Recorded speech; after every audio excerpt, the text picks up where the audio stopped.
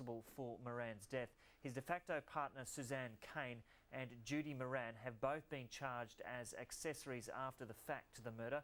Police are still searching for the other gunman. The United States has expanded its watch list of countries suspected of not doing enough to combat human trafficking. More than 24 nations are on notice and may face sanctions unless their records improve. It's a list that continues to grow. Trafficking has a broad global impact as well. 52 countries and territories are now on the books. That's 12 more than last year. The report estimates at least 12 million adults and children are victims of forced labour. In Iran, children are forced into sexual slavery, involuntary servitude, while Iranian girls are trafficked into Pakistan and numerous other countries. In Syria, women are trafficked from South and Southeast Asia and are forced to work as domestic servants. The 320-page document in part blames the global financial crisis for increasing the worldwide trade. It also predicts the economic crisis will push more businesses underground to avoid taxes and unionised labour. And that, it says, will increase the use of forced, cheap and child labour by cash-strapped multinational companies.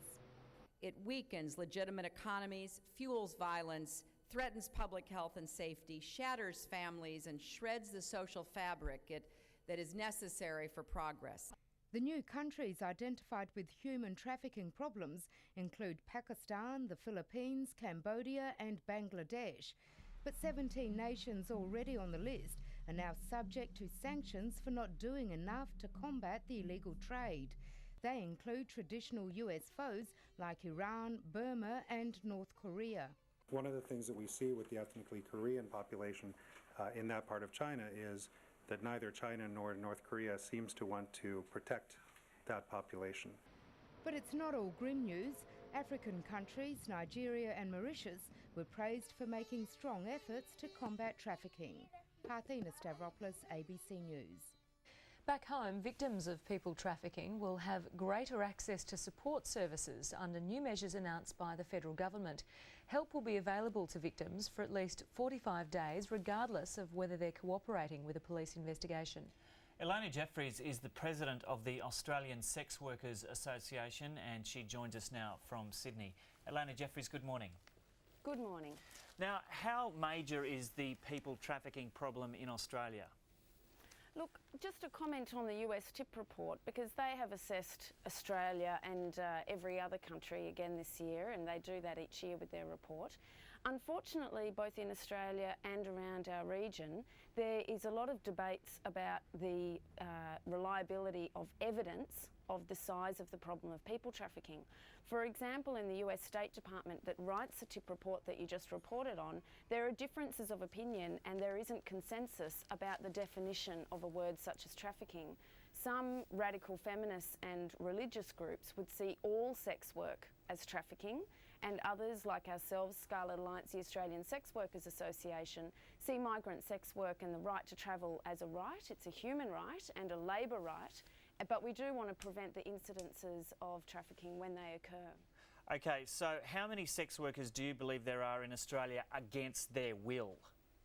Well, actually, all the cases of trafficking of adults in Australia in regards to sex work, everybody involved consented to coming to Australia to do sex work, to be involved in sex work, but then upon arrival, because they've got a debt contract, that is, a third party has helped them to come into the country because they couldn't access visas on their own, and so the countries we're talking about are countries like Thailand.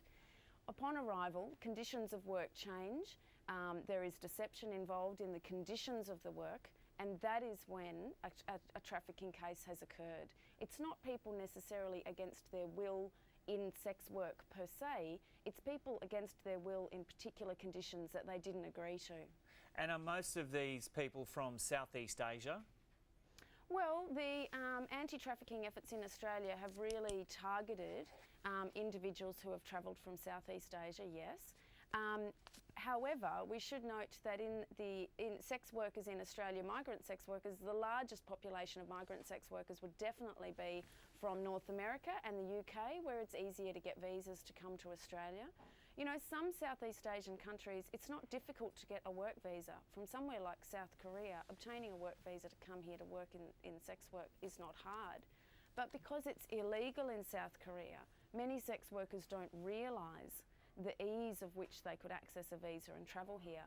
And that is why they choose to go through a third-party debt contract and perhaps find themselves in a trafficking situation. Simple education measures would mean that people would know their rights more clearly. We have a decriminalised, legalised and tolerated sex industry here. There really is no reason for there to be underground trafficking going on.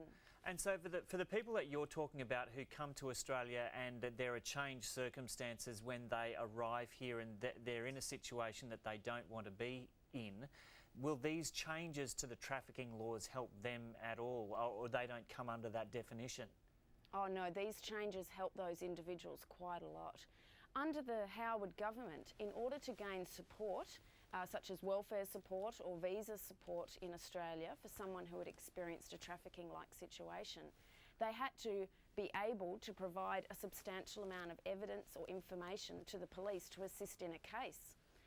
The changes mean that anybody who has experienced a trafficking-like situation in any industry in Australia has a right to access support, has a right to look at their options in the new visa system that's been set up for them, regardless of whether they've been exposed to enough information to be of help to police or not.